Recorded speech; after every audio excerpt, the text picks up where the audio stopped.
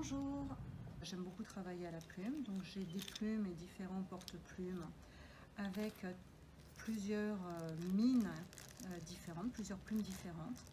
J'en ai des fines, j'en ai des plus grosses qui me servent surtout lorsque je veux faire de la calligraphie. Ça c'est vraiment très utile et honnêtement c'est vrai que je travaille beaucoup au feutre, mais rien ne remplace dans les effets une belle plume et une encre sur vos carnets. Donc malgré tout, comme je vous le disais, j'ai des feutres qui sont des feutres fins, hein, qui me permettent de faire là aussi des croquis rapides. J'en ai un que j'aime assez, qui est aussi d'une couleur sanguine, qui me permet aussi de faire finalement d'avoir d'avoir une autre couleur, d'apporter une autre couleur sur mes carnets. Alors j'ai également, ça ce sont deux pinceaux que j'aime particulièrement, même si ma démonstration va peut-être pas être très réussie parce que je les ai beaucoup utilisés.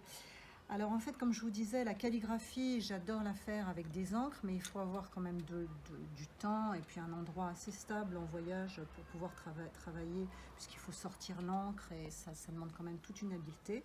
Alors que ces feutres aquarellables me permettent assez rapidement, par exemple, d'écrire le nom, par exemple de faire de la calligraphie et d'apporter un titre ou une indication avec quand même des déliés un peu plus intéressants qu'avec un feutre basique. Alors, on peut s'amuser à faire des plats et c'est assez intéressant. Voilà, donc je l'ai en vert et je l'ai aussi en noir et je le trouve très joli ce feutre qui vient directement d'ailleurs du Japon. Alors à l'intérieur de ma trousse, j'ai des crayons papier avec des mines plus ou moins dures. Ça marche, ça va du 6B au HB. Hein, si vous voulez un dessin un peu plus sec, ça c'est selon votre envie. Voilà, vous pouvez aller du HB donc au 6B, voire même au 8B.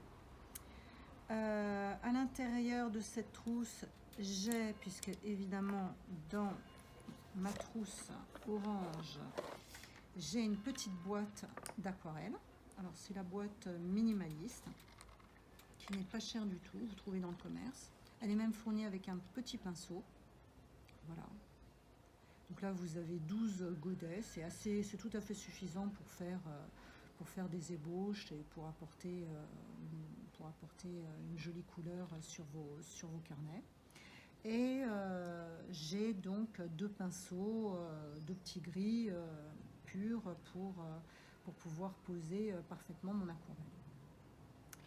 Voilà, donc ça c'est pour la peinture aquarelle. À l'intérieur de ma trousse, j'ai aussi une boîte de feutres.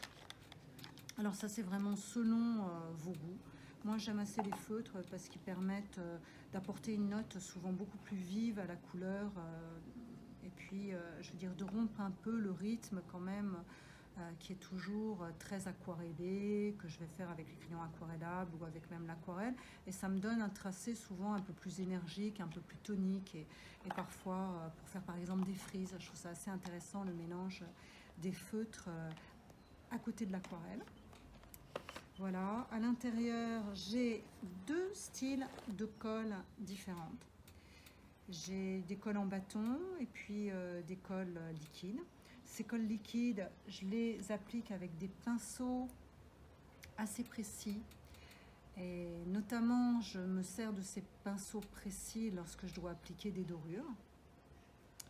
Voilà, donc ça c'est également les colles qui me sont indispensables.